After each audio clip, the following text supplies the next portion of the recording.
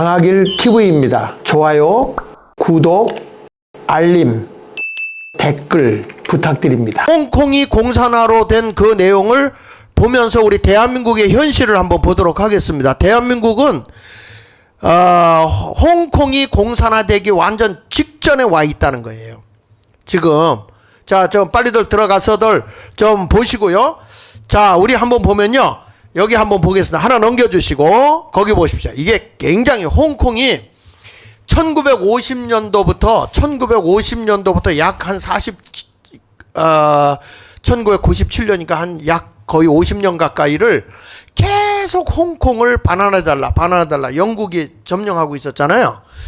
그랬는데 이것이 이제 결국에는 중국이 1997년도에 영국하고 협상을 해가지고 이제 홍콩을 넘겨주는데 그때 약속한 게 뭐냐면 50년 동안은 이 홍콩이 그냥 자치구로서 그냥 지금과 같이 운영하게 하기로 약조를 한 거예요. 약조를 해가지고 했는데 그러면은 그때가 1997년이니까 2047년에 돼야 중국이 어떻게 할 수 있는 거거든요. 그런데 그 안에 벌써 공산화를 다 시켜버렸다고. 그 영국이 이승만 같은 지도자가 없었기 때문에 저렇게 된 거예요. 아, 홍콩이? 예. 영국에서 지금 약정을 했다는 거잖아요. 지금. 그러면은 대한민국에 있는 이승만 대통령은 공산주의가 어떤 것이라는 걸 확실히 알았어요. 네. 저 사람들하고는 약속에도 약속 지킵니까? 일절 약속 안 지키잖아요. 그런데 약속을 지킬 줄 알고 저렇게 넘겨준 것이 공산당을 모른 거죠. 그렇죠. 지금까지 김대중이 또 그 앞에 문재인이 약속한 거 지켰습니까? 이북에서 하나도 안 지키잖아요. 근데 평화협정을 맺으면 그 약속을 지킬까요? 안 지키지. 자, 왼쪽에 홍콩을 그동안에 이제 1997년 이후에 아무리 지금같이 우리가 그 당시에 몇 사람이 얘기를 했어요. 공산화된다, 아무도 안 들었습니다. 근데 나중에 보면 여기 홍콩을 공산화시키는 단계가 8가지가 딱 저기 지침이 있어요. 그 첫째가 뭐냐? 하층민을 중국 이주민으로 채운다. 그러니까 무슨 얘기냐면 노동자, 노동자 또는 그 가정부 뭐 이런 사람들, 가정부, 그 다음에 식당에 서빙하는 사람들 이런 사람들로 채운다는 거예요. 홍콩이. 그리고 그런데 이게 지금 우리나라도 이 친중 세력들에 의해서 지금 대한민국도 어마어마한 세력이 들어와 있다는 걸 눈여겨봐야 돼요. 두 번째 가서 정계를 티나지 않게 친중 인사로 채워라. 정계를. 이게 홍콩을 공산화시킬 때 있었던 얘기예요. 근데 우리나라 대한민국도 제가 나중에 설명을 하겠습니다만은 이 정계도 역시 친중 인사들이 다 먹은 건데 대한민국도 마찬가지고. 세 번째, 중국 문화 음식을 은근히 침투시킨다. 대한민국이 그렇거든요. 그 다음에 네 번째가 뭐죠? 중국 기업들이 적극적으로 나서서 중국산 물건을 쓰게 만든다. 이게 남의 나라 얘기가 아니거든요. 그 다음에 다섯 번째, 중국 공산당의 지령을 따르는 각종 시민단체를 조직하여 사회 혼란을 야기시킨다. 우리나라도 시위하는 세력들이 다 지금 중국 세력들입니다. 그 다음에 여섯 번째, 때가 무르익으면 본격적으로 친중 반영국 운동을 일으킨다. 우리는 반미국 운동이죠. 그 다음에 일곱 번째, 하나의 중국이라는 타이틀을 내걸고 영국인을 침략자로 몰아세운다. 지금 우리 미국이 우리나라 침략자라 그러죠. 뭐 점령군이라고 그러죠. 점령군. 예? 그게 다 중국의 공산화 단계에 들어간 거예요. 지금 우리는 아직까지 우리가 중북 좌파에 대한 얘기를 했잖아요. 오늘 지금 이거는 홍콩이 공산화되기 2년 전에 있었던 이야기가 지금 우리나라에 그대로 전개되고 있는 거예요. 지금 우리나라도 친중 좌파에 의해서 많이 좌지우지되고 있죠. 그거 이제 조금 이따 설명하고 요거 일곱 번째, 하나의 중국이라는 타이틀을 내걸고 영국인을 침략자로 몰아세운다. 그 다음에 여덟 번째는 결국 홍콩인들을 스스로가 원해서 홍콩을 중국에 반환하게끔 한다. 우리 반환해달라 이렇게 한다는 거예요. 국민들을 선동해가지고. 우리도 미국 물러가라, 우리끼리 한다. 우리 민족끼리 익숙하지 않아요? 그런데 어떤 일이 일어나냐면 여기서 보면 노란 글씨 한번 읽어보실래요? 예, 목사님? 부정선거와 법 개정 등으로 예, 홍콩에 중국 간첩을 투입시켰고 예. 그다음에 부정선거와 예. 법 개정 등으로 홍콩을 서서히 잠식해 갔다. 네, 그러니까 부정선거를 통해서 입법부를 장악해서 예. 법을 뜯어 고쳐가지고 공산화시킨 거예요. 지금 우리나라도 똑같잖아요. 그러니까 지금 우리나라가 완전히 중국에 먹히기 직전까지 와 있는 거예요 지금. 그 말 뭐다 쇠쇠? 쇠쇠. 예. 자 넘겨서 한번 보겠습니다. 이제부터 얘기합시다. 자, 한 영중 간의 홍콩 반환 협정이 맺어졌어요. 근데 홍콩의 자치를 최소 50년간에서 2047년까지 유지하기로 했다고. 홍콩을 그대로 자치구로. 그러나 중국은 어떻게 했느냐? 중국 공산당은 이 협정을 깨고 영국이 철수하자마자 홍콩의 정계, 재계 그리고 사회 전반에 중국의 그 모든 간첩들이 침투하기를 시작하게 된 거죠. 자, 이러고 나서 보니까 하나 넘겨서 보면 결국에 어떤 일이 뭐냐? 뒤늦게 이제 이게 와서 막 입법도 만들고 다 뜯어 고치고 나니까 뒤늦게 이걸 안 거예요. 알아서 공산화 반대 시위를 격렬하게 합니다. 이때 얼마까지 나오냐면 1200만까지 시위를 했다고 해요. 나와서 근데 늦어버린 자유시위 한번 읽어보세요. 홍콩 공산화가 임박하자 주민들이 2019년에 대대적인 시위를 벌였지만 아무도 홍콩을 도와주지 않았다. 예. 아니 지금 우리도요. 예. 전라도에 가면 목사님들이 그런 말을 한다니까요. 야, 연방제를 하면 우리가 가만히 있겠냐? 그래요. 연방제를 많이 했을 때 연방제를 하면 가만히 있겠냐? 그러면 김대중이나 노무현이나 문재인이나 이재명이 연방제를 딱 했을 때 1000만 명이 나와도 홍콩이 인구 거의 다 나온 것 같아요. 보니까요. 연인원이겠죠. 홍콩 한 600만 좀 되겠죠. 네. 그러면 그 홍콩의 사람들이 그렇게 시위를 해도 그 정부가 무너진 상태에서 이게 가능하겠어요? 연방제 상태에 딱 됐는데 대한민국에서 데모한다고 탱크로 밀어버리고 그러면 코로나도 못 막는데 이걸 막겠습니까? 그러니까요. 권력이 넘어가면은 그 몸부림쳐도 안 됩니다. 그래서 그때 홍콩 반환을 반대했던 노인들을 틀딱이라고 비웃었어요. 그러니까 우리나라는 우리나라 공산화 반대하면 뭐라고 불러요? 극우라고 그러죠. 극우 꼰대라하지. 네, 극우 꼰대라고 그러죠. 그 청년들이 뒤늦게 후회한 거예요. 이걸 비웃고 우리가 지금 이거 하면 막 우리 광화문 세력을 극우 꼴통이라고 그러잖아요. 똑같은 거죠. 예, 조금 전에 그런 일이 있었잖아요. 홍콩에서도 모든 입법부가 법을 다 바꿔놨단 말이에요. 지금 우리나라도 152명의 야당이 지금 법을 다 바꾸고 있잖아요. 입법부에. 네. 그러니까 지금 우리나라 다 바꾸고 있는데 지금 저걸 뒤늦게 알고 청년들이 후회해서 막 데모를 했는데 이미 법이 바뀌어버리니까 그러니까요. 다 제재를 하잖아요. 그러니까 끝나면 결국 소용이 없었어. 그래서 이미 깊숙이 침투한 중국 간첩들의 회방으로 시위대는 결국 해산하고 홍콩은 완전히 병합 적화 통일이 되었다. 이 틀딱이라는 게 뭐냐면 왼쪽에 거기 나오죠. 틀리의 틀, 예. 틀리가 부딪히는 소리 딱 예. 예? 합성어. 합성어로 예. 개념 없고 무식한 노인을 비하하는 말이다. 예. 틀리를 하는 노인들이 예. 부딪히는 소리라 그 말이죠. 개념 없는 무식한 노인이라는 거야. 뭘 아냐, 노땅들이. 이런 식이죠. 우리나라도 지금 똑같지 않습니까? 그러니까 젊은이들도 이걸 모르는 거예요, 지금. 그래서 광화문에 나오는 사람들이 연세 많으신 분들이 태극기를 들고 성주기를 들고 흔든다고 해서 지금 우리 노인들을 상당히 비하 발언을 하고 있거든요. 근데 지금 엊그제 토요일 날 보니까 젊은이들도 이제 많이 나왔더라고요. 저도요. 제가 그 한 바퀴 쭉 돌았거든요. 들어갈 때도 보고. 근데 이번에 참 특이한 것이요. 남자들이 이렇게 많이 나왔어요. 남자들. 예. 이렇게 그 패딩을 입은 옛날에는 주로 이제 아줌마들이 많이 나왔는데 남자들이 그냥 뒤에 쫙 서 있더라고 이번에는요. 이게 소망이 있구나. 그런 생각이 저도 마음에 들었거든요. 자, 그 하나 더 넘겨서 보면, 자, 여기 보면 홍콩 2019년대 홍콩 인권법이 통과한 후에 개인 사유지를 모두 회수했어요. 중국에서.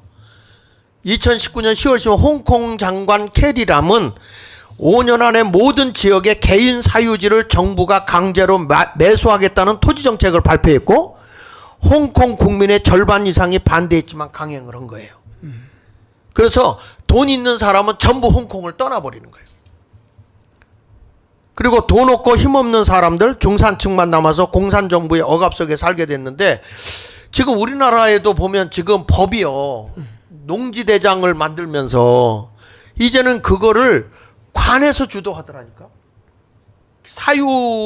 개인 사유지를 인정하지 못하고 이재명이도 재벌 해체하겠다고 그러지 않았나요? 재벌을 해체. 재벌 해체한다고 네. 했죠. 이재명의 정책이 세 가지가 미군 철수, 재벌 해체, 연방제 통일. 네. 뭐 이런 것들을 지금 하고 있는데 대한민국이 지금 이번에도 6개 법안을 발의하려고 지금 했는데 그 대통령 대행되는 윤덕수 대행이 한덕수 대행이 예, 한덕수 대행이 이렇게 거부권을 행사했잖아요. 그 안에 법을 보면 완전히 이게 공산화로 넘어가는 그렇죠. 법이에요. 공산주의 법입니다. 그게 예. 사유재산이 이제 전부 다 침식당하고 전부 다 이제는 국가가 컨트롤 관리하는, 심지어 과거에 문재인 때에도 내가 알기로는 그 당시에 소위 말하는 국민연금을 가지고 최대한 이 기업들을 갖다가 이제 국민주를 사가지고 그렇게 하는 그런 식으로 접근했는데 앞으로 저 사람들은 그냥 강제로 뺏지는 않을 겁니다. 적당하게 가격을 쳐주고 전부 다 삼성전자나 이런 것들 전부 다 국민주로 만들어가지고 국민에 놀아준다. 이러면 국민들이 또 이제 멍청한 국민들은 아이고 뭐 잘 됐구나 싶어가지고 하지만 결과적으로 그것은 한마디로 전부 다 국가가 컨트롤하고 통제하는 국가의 유산이 되는 겁니다. 그래서 이 자유 대한민국의 활기찬 시장 경제는 거기서 몰락을 하고 더 이상 이 대한민국이 경제가 숨을 쉴 수 없는 상태로 되다가 국제 경쟁에서 완전히 몰락을 하고 완전히 과거에 우리나라가 참 우리 어릴 때만 해도 우리 기업들이 제대로 활동 못할 때는 똑같은 토지를 가 있으면서도 우리가 거의 굶주림에 허덕였잖아요. 우리 보릿고기를 다 경험한 사람들인데 그런 시대를 겪었는데 기업이 없고 일자리가 창출 안 되면은 결국 그때로 되돌아갈 수밖에 없는 심각한 역사의 지금 갈림길이 있는데 아직 이 상황을 제대로 못 보고 있는 사람들이 너무나 많다는 것입니다, 이게. 그렇죠. 전 목사님 아까 그 앞에서 보면 이들이 이제 부정선거를 했잖아요. 네. 지금 우리가 부정선거를 왜 저렇게 바뀌고 국가의 위기로 오게 되느냐면 부정선거로 국회에 그 앞쪽으로 좀 넘겨줘 보세요. 국회에 들어간 이 가짜 국회의원들이 네. 예, 앞으로 더 넘겨보세요. 예, 여기 보면 부정선거로 뭘 개정해요? 법을 개정하잖아. 네. 그리고 법을 개정해가지고 그걸 서서히 잠식한다 그랬는데 문재인 정부 때 법이 개정된 게 4025건이거든요. 네. 그 4025건의 내용이 실질적으로는 우리나라를 좌경화 공산주의화 되어는 법이 많다고요. 예, 그래서 예. 지금 이제 중국의 이런 것에 대해서 홍콩하고 대만을 우리가 보지 않습니까? 예, 예. 근데 홍콩은 이미 먹혀버렸고 네. 여기에서. 예, 예. 근데 거기도 역시 부정선거로 인해 가지고 예. 이런 법을 개정해 가지고 잠식기에 나갔단 말입니다. 맞습니다. 친중 인사들을 네, 내세웠어. 네, 네, 네. 근데 이 대만은 예.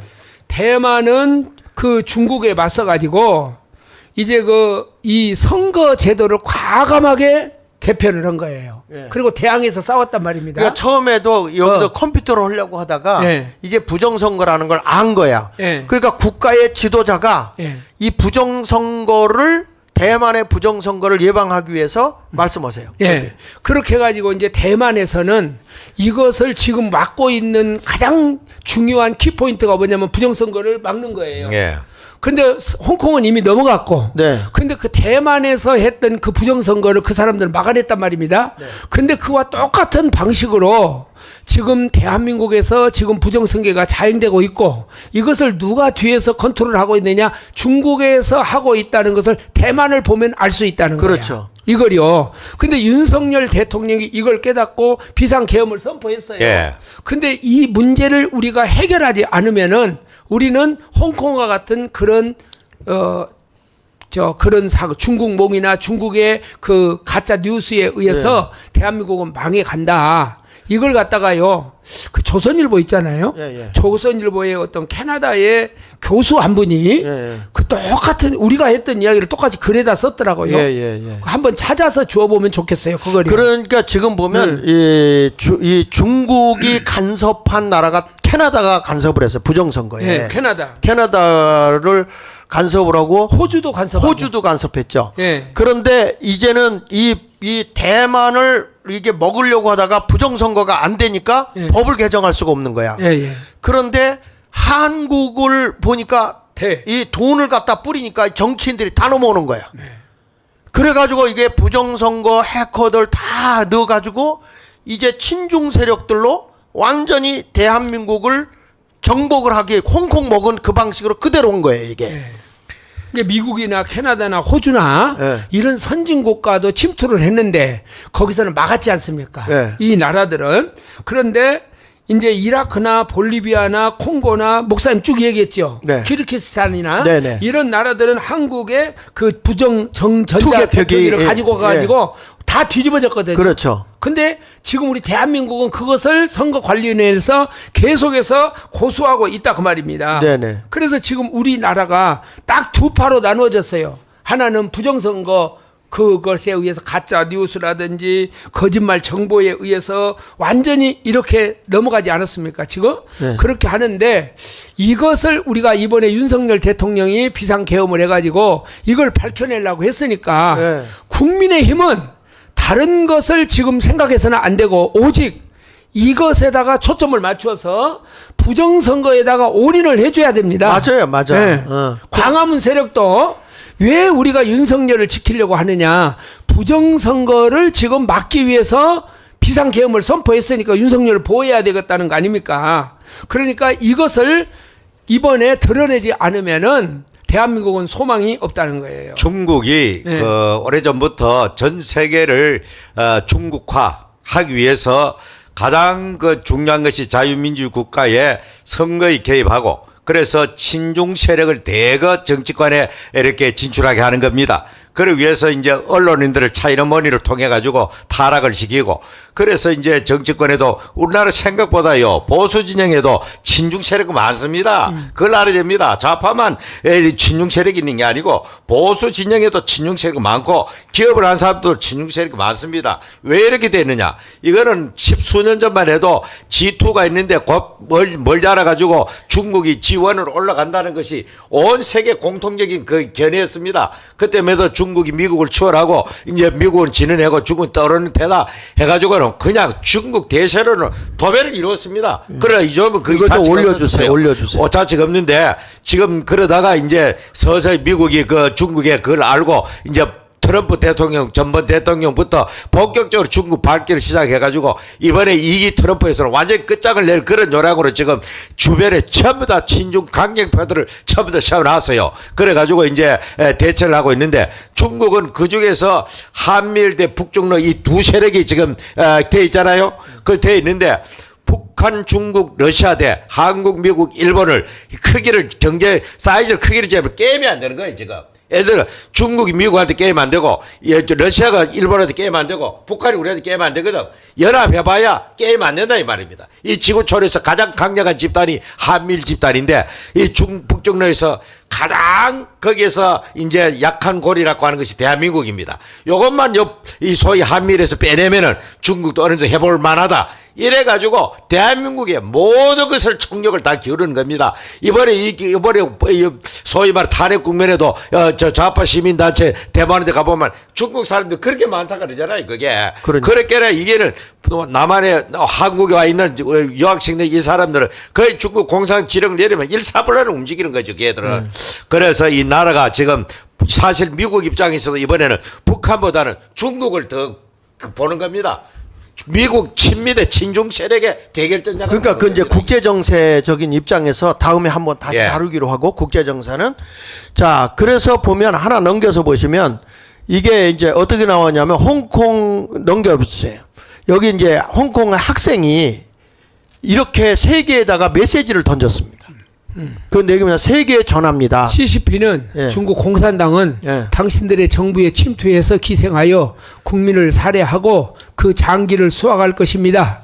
중국 기업들이 돈을 이용해 당신들의 눈을 멀게 하고 당신들의 정치적 신념을 흐트러뜨릴 것입니다. 깨어 있으십시오. 아니면 다음은 당신들 차례입니다. 네. 이걸요. 네. 대한민국 젊은이들이 이걸 들어야 돼요. 맞아요. 이걸 네. 대한민국 젊은이들이 이걸 들어야 되는데 이 대한민국 젊은이들은 멍청해가지고 이런 국제정세나 이런 것에 대해서 공부도 안 하려고 하고 극우 세력이라고 몰고 저 이재명이를 쭉쭉 빨고 이렇게 해가지고 이 젊은이들이 나중에 저렇게 되었을 때에 대한민국 젊은들이 앞날이 어떻게 되겠어요? 그래 대만은 그 저 소위 말하는 국민당이 친중이고 민주당이 이제 그 반 친중 친미 세력이거든.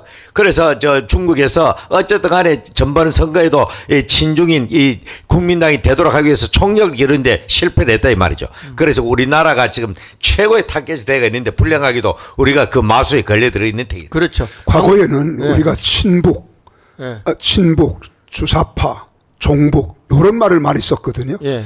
이제는 근래 와서 친중이라 그런 말이 엄청나게 우리 언론이나 우리 입에 오르내리고 있습니다. 근본에도 보면은 우리 국민의힘에 속해 있는 그 좌파 세력들이 다 친중이거든요. 친중 세력이었기 때문에 우리 대한민국 이런 위기 속에 지금 젊은이들이 저 소리를 들어야 되는데 우리 젊은이들은 이미 문재인 정권 때에 젊은이들을 다 매수한 겁니다. 그래서 저런 소리 들으려고 하지도 않고 지금 이재명에게 지금 완전히 붙잡혀 있는 거지요. 네. 좋습니다. 자, 그러면 대한민국의 현실을 한번 보겠습니다. 넘겨서 보시면 지금 대한민국의 현실을 보자고. 홍콩의 공산화와 동일해요. 동일한데 자, 그 아까 그 7가지 있는 8가지인가 7가지 있는 데를 한번 좀 갔다가 오겠습니다. 첫 번째 보면 네. 앞으로 가세요. 네, 그 앞에 하층민을 중국 이주민으로 채운다. 이렇게 나왔잖아요. 예? 그러니까 다시 한번 넘어서 보면 지금 우리나라에 순수하게 정말 기독교의 신앙을 지켜가면서 또 조선족 가운데서 정말 이 자유가 그리워서 한국에 들어와서 사는 분들도 꽤 있어요. 예. 예. 그런데 이 중국인들 가운데 그렇지 않은 사람들 얘기하는 거예요. 조선족들이 침투해서 들어왔는데 한국에 지금 거주하고 있는 외국인 43%가 중국인이에요. 조선족을 포함해서. 저것도 21년 말 기준이니까. 예, 21만인데 지금은 어떻게 되냐면 더 많죠. 105만이라고 그래. 105만. 그래가지고 지금 보면 이게 엄청난 숫자인데 거기에 지금 유학생이 10만이거든요. 유학생이 10만인데 유학생들은 국가에서 돈을 대주잖아요. 중국은. 이들은 전부 다 간첩 세력입니다. 중국에다 다 모든 거 하라 그러면 가죠. 요번에 보니까 그 경찰복을 입고 경찰 행세하는 사람이 발각이 됐어요. 그래서 지금 보면 우리나라에 조선족들이 식당이나 또는 뭐 이런데 하층에 많이 들어가 있죠. 지금요 네. 학교도 말이에요. 대학교나 네. 네. 특히 신학교나 이런데요. 중국 사람 지금 많이 들어 있거든요. 학생으로 네. 베트남, 동남아나 이런데 그런데 이 사람들을 선교 차원에서요 예. 학생들을 다 교회가 지원하고 있어요. 예. 이 사람들을. 예. 그러니까 이 학생들이 안 들어오면 신학교가 유지가 안 돼. 예. 학생 숫자가 안 차가지고. 예. 그러니까 우리나라 돈을 들여가지고 중국 사람들을 공부를 시키고 있다니까요. 네. 맞아요. 지난번에 네. 그 설문조사에서 여론조사가 나온 결론이 있거든요. 거기에 조선족 가운데에서도 우리 대한민국이 나의 조국이다. 이런 의식을 가진 사람은 3, 4%밖에 안 됐고 우리 조국은 중국이다고 하는 사람 조선족 가운데서도 97%에 달한다고 하는 이야기를 들었을 때 우리 심각하잖아요. 네. 자, 두 번째 가서 보면 저기 이제 보면은 그 중국인들의 식당이 여기저기 다니다 보면 많이 나와 있죠. 홍콩을 먹을 때 중국 기업들의 식문화로 국민들을 장악하라 그랬거든요. 그런데 우리나라에도 지금 많이 있죠.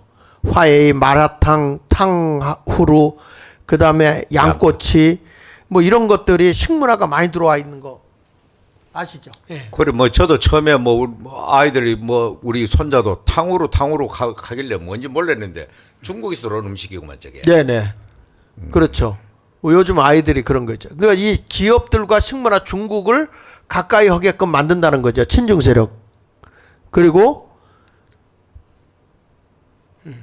네. 우리도 먼저 쭉. 그래서 이제 우리가 보면 이제 이 정광훈 목사님이 이 김천에서 지금 방송을 해야 되니까 이제 우리는 요거를 정리해. 예, 정리를 하겠습니다. 그래서 여기 기업들 알리테마 수인 뭐 이런데 그다음에 저기 중국집의 좌파 시민단체 친중 정치권 시위꾼들도 들어와 있거든요. 그 이렇게 세뇌된 세력들에 의해서 지금 대한민국이 친중 세력으로 굉장히 위기에 와 있다. 자, 마무리 짓도록 하겠습니다. 그래서 우리나라가 꼭 홍콩이 공산화되기 2년 전과 똑같은 상황에 왔기 때문에 자, 우리가 이제 정신 차리고 공산화가 되면 맨 끝에 좀 한번 보여주실래요? 맨 끝에. 자, 한번 읽고 끝냅시다. 홍콩 아니, 시민들의 하나 더 넘겨서요. 자, 시작. 공산화되면 모든 것이 끝이다. 반드시 깨달아야 한다. 네. 지금 우리나라 상황이 홍콩 반환의 2년 전 상황과 똑같다는 것을 알아야 한다. 자, 우리 마무리 짓고 끝나죠, 목사님. 예, 뭐 저는 참 요즘 와가지고는 자꾸 공포적인 그런 생각이 많이 듭니다. 우리가 생각했던 최악의 현상이 지금 우리나라에 펼쳐지고 있는데 국민들이 모르고 있다는 사실입니다. 언론이 감추고 있고 하니까 우리가 강화문운동과 이 방송을 통해서 끊임없이 국민을 계몽해가지고 그래도 지금 어제 아래 그 했는 것이 여러 가지 유튜브 종합하면 300만 명이 그 받는 그런 통계가 나오는데 많이 깨어나고 있습니다. 그래서 우리는 참 목숨을 걸고 전쟁하는 마음으로 지금 이 전쟁에 임해야 될 것입니다. 네, 목사님. 토요일 날 참 많이 나오셨어요. 추운 날씨에도 불구하고 감사하고 이번 또 토요일 날 또 하죠? 그렇죠. 예, 합니다. 합니다. 네. 네. 이번 토요일 날 이거 지금 저기 할 때까지 해야 됩니다. 윤석열 대통령이 나올 때까지 우리가 그 일을 해야 되니까 그걸 묻는 사람들이 또 있더라고요. 그러니까 다 나와 주시고 우리 여기서 우리가 지금 최고 핵심은 부정선거입니다. 네. 지금 네. 이 부정선거 문제를 해결하지 않으면은요 선거 100번 해봐야 안 되고 대한민국 또 공산화되죠. 합법적으로 이 사람들이 부정선거를 통해서 점령을 할 거예요. 예, 예. 대통령의 자리도 점령하고 예. 그러면 지금 안기부에서 조사를 했는데 선거관리원들의 그 점수가 F학점이라는 거 아닙니까? 예? 31점. 그래서 지금 선거관리위원회에서 하는 모든 시스템이 지금 믿을 수가 없어요. 그러면 국민의힘 사람들도 자기들의 표가 지금 도둑질을 했다는 인식을 왜 안 갖냐 그 말이에요. 네. 내 표가 도둑질되어서 그놈들 저가 당선되니까 내가 당선될 수 있었는데 지금 당선되지 못했다. 이런 인식을 못하고 있어요. 한 사람들도 용기가 없어서 못 나오는 겁니다. 핵심은 이 선거관리 시스템을 빨리 이걸 윤석열이 이야기했던 대로 드러내가지고 여기에 관련된 자들을 극형으로 처벌을 해야 됩니다. 네. 예. 그 다음에 강 목사님 마무리. 우리가 역사를 보면은 과거의 역사 속에 현재를 볼 수 있습니다. 우리 대한민국이 1945년에 해방이 되었지만 48년까지 가장 혼란기였습니다.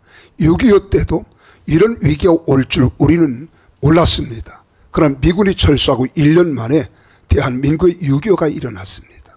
이번에 홍콩도 보면은 우리와 별반 다를 바가 없다는 겁니다.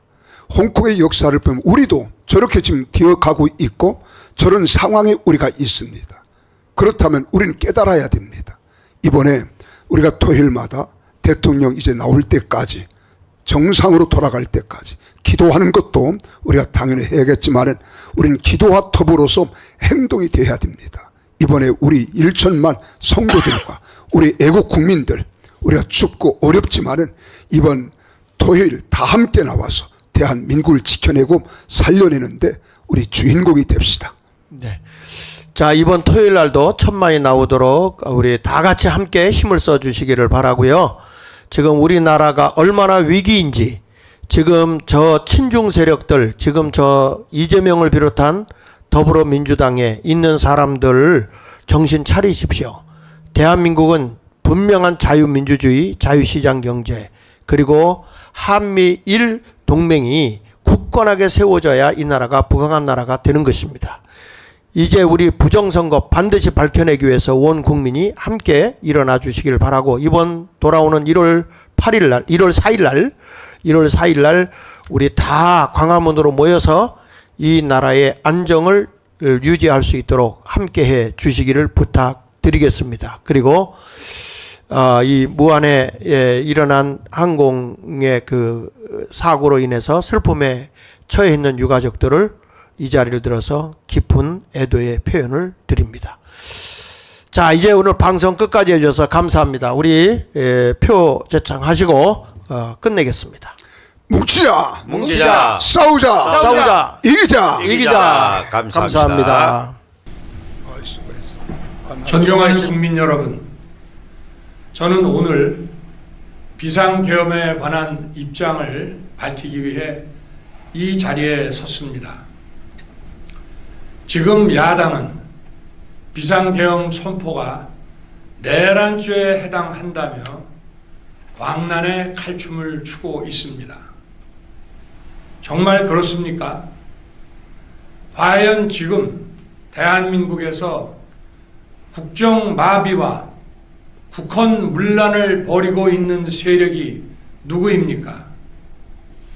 지난 2년 반 동안 거대 야당은 국민이 뽑은 대통령을 인정하지 않고 끌어내리기 위해 퇴진과 탄핵 선동을 멈추지 않았습니다. 대선 결과를 승복하지 않은 것입니다.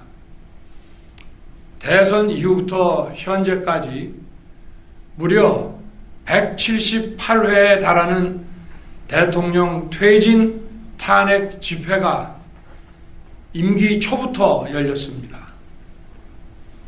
대통령의 국정 운영을 마비시키기 위해 우리 정부 출범 이후부터 지금까지 수십 명의 정부 공직자 탄핵을 추진했습니다.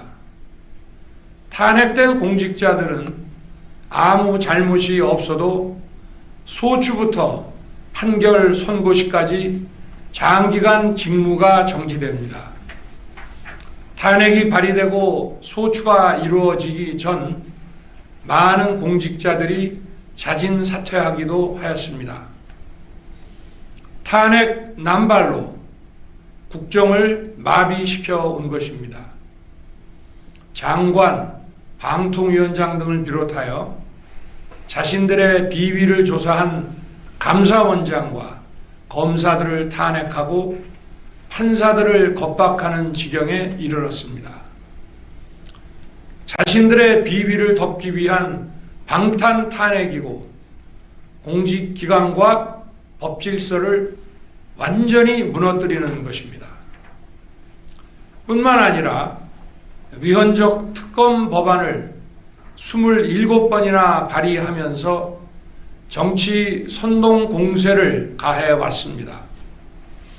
급기야는 범죄자가 스스로 자기에게 면죄부를 주는 셀프 방탄 입법까지 밀어붙이고 있습니다.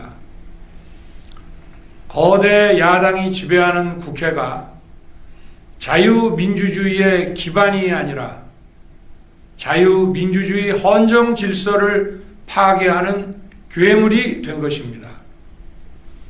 이것이 국정마비요 국가 위기 상황이 아니면 무엇이란 말입니까? 이것뿐만이 아닙니다.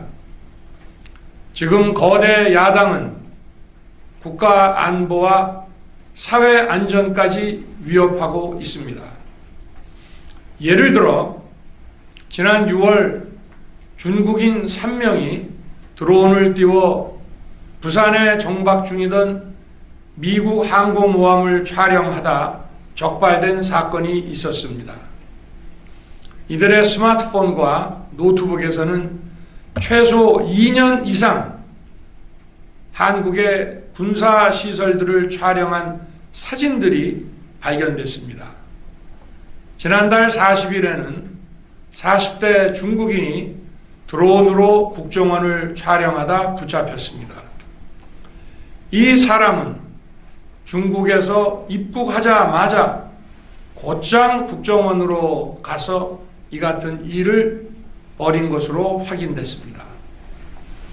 하지만 현행 법률로는 외국인의 간첩 행위를 간첩죄로 처벌할 길이 없습니다. 이러한 상황을 막기 위해 형법의 간첩죄 조항을 수정하려 하였지만 거대 야당이 완강히 가로막고 있습니다. 지난 정권 당시 국정원의 대공수사권을 박탈한 것도 모자라서 국가보안법 폐지도 시도하고 있습니다. 국가 안보를 위협하는 간첩을 잡지 말라는 것 아닙니까? 북한의 불법적인 핵무장과 미사일 위협 도발에도, GPS 교란과 오물 풍선에도, 민주노총 간첩 사건에도 거대 야당은 이에 동조할 뿐 아니라 오히려 북한 편을 들면서 이에 대응하기 위해 고군분투하는 정부를 흠집내기만 했습니다. 북한의 불법 핵 개발에 따른 유엔 대북 제재도 먼저 풀어야 한다고 주장합니다. 도대체 어느 나라 정당이고 어느 나라 국회인지 알 수가 없습니다. 검찰과 경찰의 내년도 특경비, 특활비 예산은 아예 0원으로 깎았습니다. 금융사기 사건, 사회적 약자 대상 범죄, 마약 수사 등 민생침해 사건 수사, 그리고 대공수사에 쓰이는 기묘한 예산입니다. 마약, 딥페이크 범죄 대응 예산까지도 대폭 삭감했습니다. 자신들을 향한 수사 방해를 넘어 마약 수사, 조폭 수사와 같은 민생사범 수사까지 가로막는 것입니다. 대한민국을 간첩 천국, 마약 소굴, 조폭 나라로 만들겠다는 것 아닙니까? 이런 사람들이야말로 나라를 망치려는 반국가 세력 아닙니까? 그래놓고 자신들의 특권을 유지하기 위한 국회 예산은 오히려 늘렸습니다. 경제도 위기 비상 상황입니다. 거대 야당은 대한민국의 성장 동력까지 꺼뜨리려고 하고 있습니다. 민주당이 삭감한 내년 예산 내역을 보면 잘 알 수 있습니다. 원전 생태계 지원 예산을 삭감하고 체코 원전 수출 지원 예산은 무려 90%를 깎아버렸습니다. 차세대 원전 개발 관련 예산은 거의 전액을 삭감했습니다. 기초과학연구, 양자, 반도체, 바이오 등 미래 성장 동력 예산도 대폭 삭감했습니다. 동해가스전 시추 예산, 이른바 대왕고래 사업 예산도 사실상 전액 삭감했습니다. 청년 일자리 지원 사업, 취약계층 아동 자산 형성 지원 사업, 아이들 돌봄 수당까지 손을 댔습니다. 산업 생태계 조성을 위한 혁신 성장 펀드, 강소기업 육성 예산도 삭감했습니다. 재해 대책 예비비는 무려 1조 원을 삭감하고 팬데믹 대비를 위한 백신 개발과 관련 R&D 예산도 깎았습니다. 이처럼 지금 대한민국은 거대 야당의 의회 독재와 폭거로 국정이 마비되고 사회 질서가 교란되어 행정과 사법의 정상적인 수행이 불가능한 상황입니다. 국민 여러분, 여기까지는 국민 여러분께서도 많이 아시고 계실 것입니다. 하지만 제가 비상계엄이라는 엄중한 결단을 내리기까지 그동안 직접 차마 밝히지 못했던 더 심각한 일들이 많이 있습니다. 작년 하반기 선거관리위원회를 비롯한 헌법기관들과 정부기관에 대해 북한의 해킹 공격이 있었습니다. 국가정보원이 이를 발견하고 정보 유출과 전산 시스템 안전성을 점검하고자 했습니다. 다른 모든 기관들은 자신들의 참관하에 국정원이 점검하는 것에 동의하여 시스템 점검이 진행되었습니다. 그러나 선거관리위원회는 헌법기관임을 내세우며 완강히 거부하였습니다. 그러다가 선관위의 대규모 채용 부정 사건이 터져 감사와 수사를 받게 되자 국정원의 점검을 받겠다고 한 발 물러섰습니다. 그렇지만 전체 시스템 장비의 아주 일부분만 점검에 응하였고 나머지는 불응했습니다. 시스템 장비 일부분만 점검했지만 상황은 심각했습니다. 국정원 직원이 해커로서 해킹을 시도하자 얼마든지 데이터 조작이 가능하였고 방화벽도 사실상 없는 것이나 마찬가지였습니다. 비밀번호도 아주 단순하여 1, 2, 3, 4, 5 같은 식이었습니다. 시스템 보안관리 회사도 아주 작은 규모의 전문성이 매우 부족한 회사였습니다. 저는 당시 대통령으로서 국정원의 보고를 받고 충격에 빠졌습니다. 민주주의의 핵심인 선거를 관리하는 전산 시스템이 이렇게 엉터리인데 어떻게 국민들이 선거 결과를 신뢰할 수 있겠습니까? 선관위도 국정원의 보안 점검 과정에 입회하여 지켜보았지만 자신들이 직접 데이터를 조작한 일이 없다는 변명만 되풀이할 뿐이었습니다. 선관위는 헌법기관이고 사법부 관계자들이 위원으로 있어 영장에 의한 압수수색이나 강제 수사가 사실상 불가능합니다. 스스로 협조하지 않으면 진상규명이 불가능합니다. 지난 24년 4월 총선을 앞두고도 문제 있는 부분에 대한 개선을 요구했지만 제대로 개선되었는지는 알 수 없습니다. 그래서 저는 이번에 국방장관에게 선관위 전산 시스템을 점검하도록 지시한 것입니다. 최근 거대 야당 민주당이 자신들의 비리를 수사하고 감사하는 서울중앙지검장과 검사들, 헌법기관인 감사원장을 탄핵하겠다고 하였을 때 저는 이제 더 이상은 그냥 지켜볼 수만 없다고 판단했습니다. 뭐라도 해야 되겠다고 생각했습니다. 이들은 이제 곧 사법부에도 탄핵의 칼을 들이댈 것이 분명했습니다. 저는 비상계엄령 발동을 생각하게 되었습니다. 거대 야당이 헌법상 권한을 남용하여 위헌적 조치들을 계속 반복했지만 저는 헌법의 틀 내에서 대통령의 권한을 행사하기로 했습니다.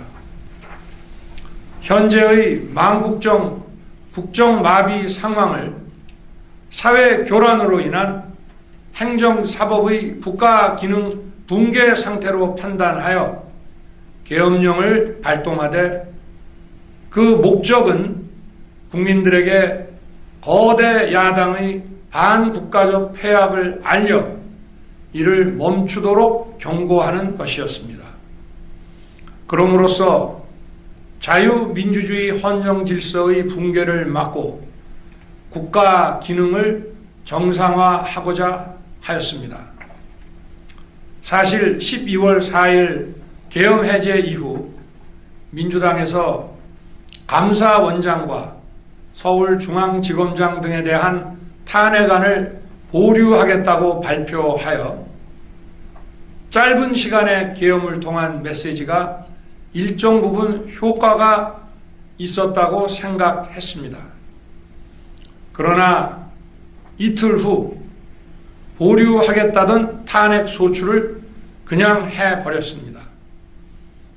비상계엄의 명분을 없애겠다는 뜻이었습니다.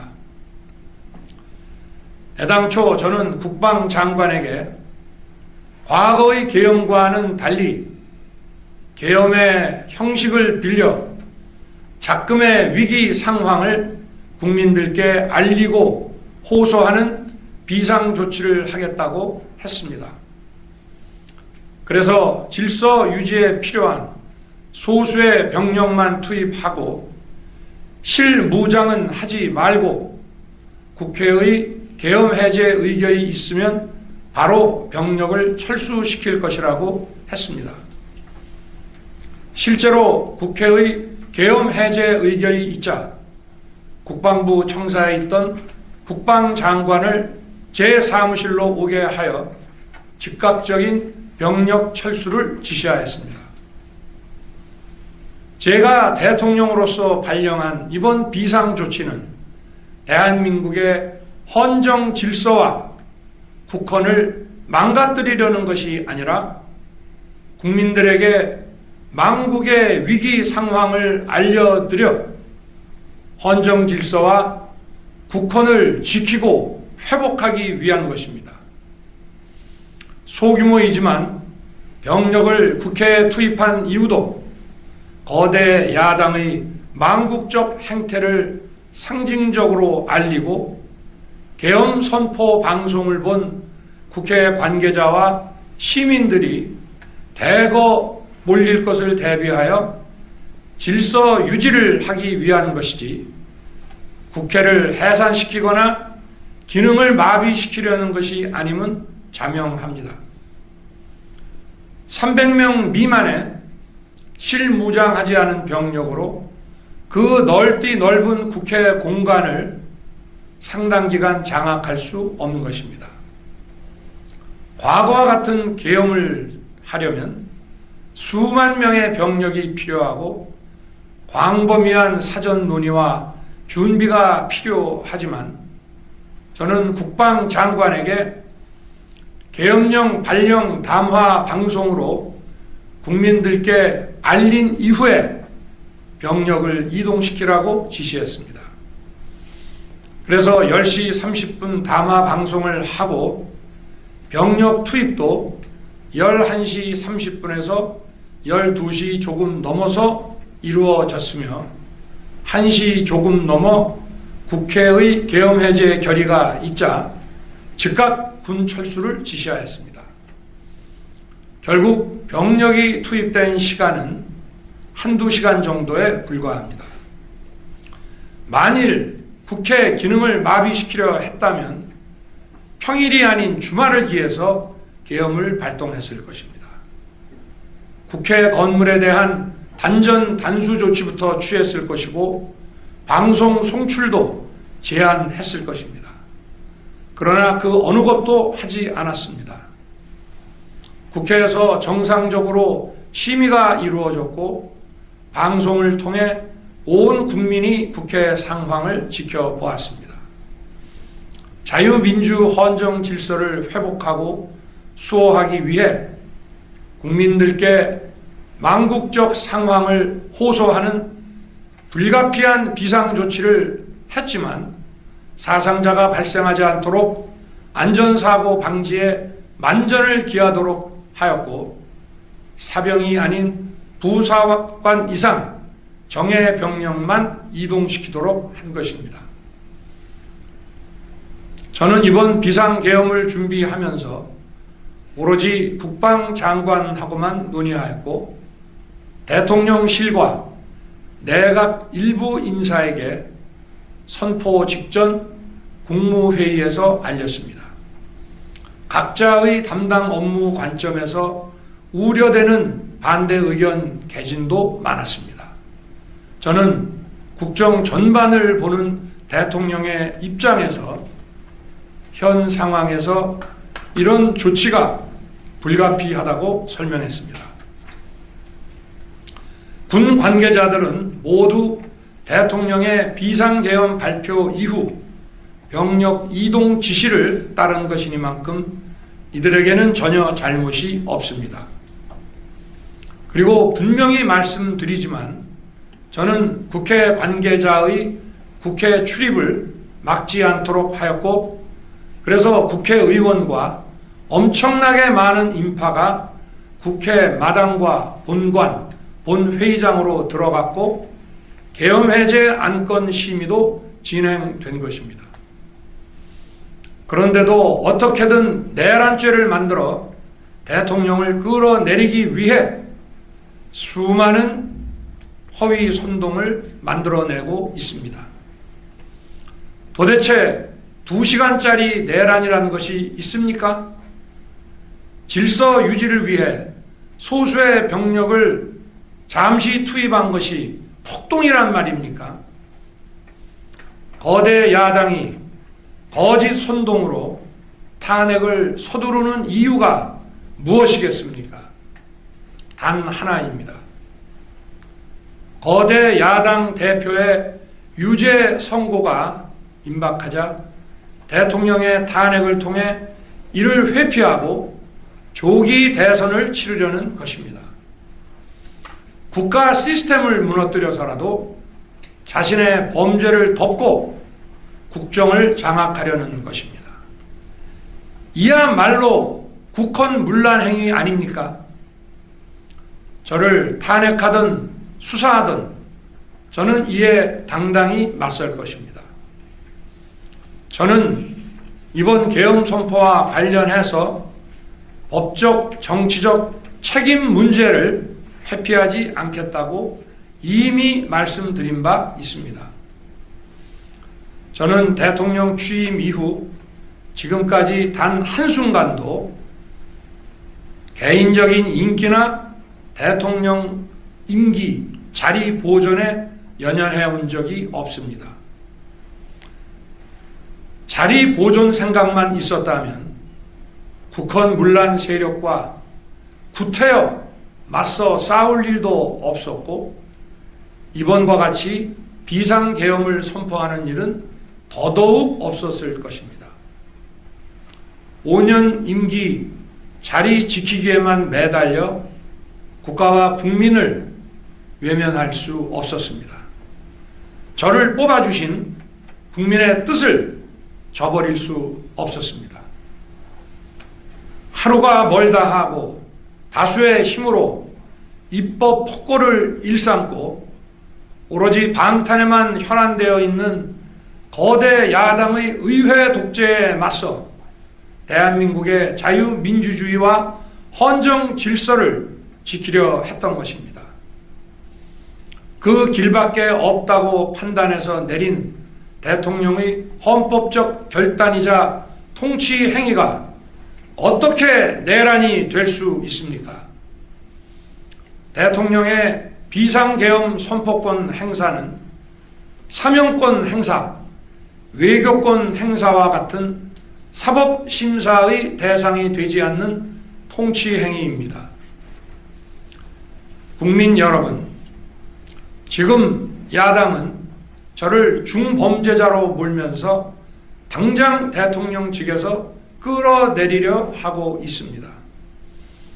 만일 망국적 국헌문란 세력이 이 나라를 지배한다면 어떤 일이 벌어지겠습니까?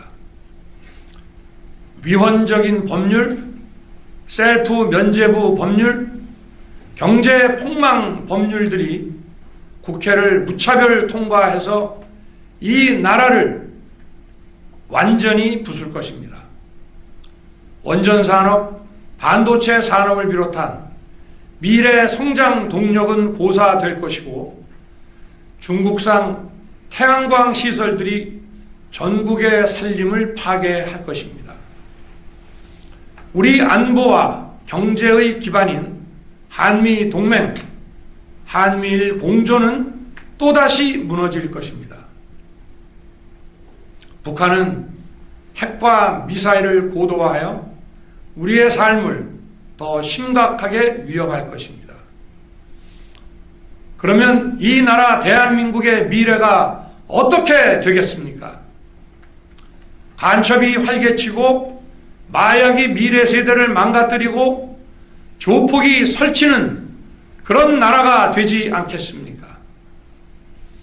지금껏 국정 마비와 국헌 문란을 주도한 세력과 범죄자 집단이 국정을 장악하고 대한민국의 미래를 위협하는 일만큼은 어떤 일이 있어도 막아야 합니다. 저는 끝까지 싸울 것입니다. 국민 여러분,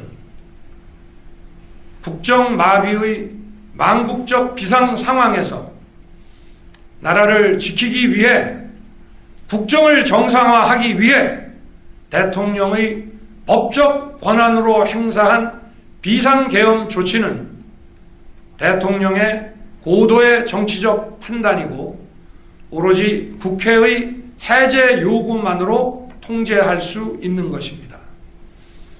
이것이 사법부의 판례와 헌법학계의 다수 의견임을 많은 분들이 알고 있습니다.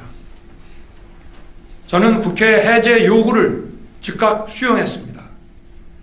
계엄 발령 요건에 관해 다른 생각을 가지고 계신 분들도 있습니다만 나라를 살리려는 비상 조치를 나라를 망치려는 내란 행위로 보는 것은 여러 헌법학자와 법률가들이 지적하는 바와 같이 우리 헌법과 법 체계를 심각한 위험에 빠뜨리는 것입니다. 저는 묻고 싶습니다. 지금 여기저기서 광란에 칼춤을 추는 사람들은 나라가 이 상태에 오기까지 어디서 도대체 무엇을 했습니까? 대한민국의 상황이 위태롭고 위기에 놓여 있다는 생각도 전혀 하지 않았다는 말입니까? 공직자들에게 당부합니다. 엄중한 안보 상황과 글로벌 경제 위기에서 국민의 안전과 민생을 지키는 일에 흔들림 없이 매진해 주시기 바랍니다. 국민 여러분, 지난 2년 반 저는 오로지 국민만 바라보며 자유민주주의를 지키고 재건하기 위해 불의와 부정, 민주주의를 가장한 폭거에 맞서 싸웠습니다. 피와 땀으로 지켜온 대한민국, 우리의 자유민주주의를 지키는 길에 모두 하나가 되어 주시길 간곡한 마음으로 호소드립니다.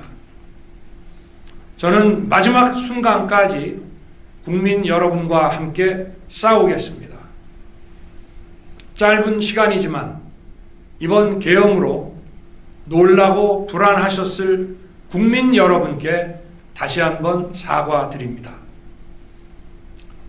국민 여러분에 대한 저의 뜨거운 충정만큼은 믿어주십시오. 감사합니다.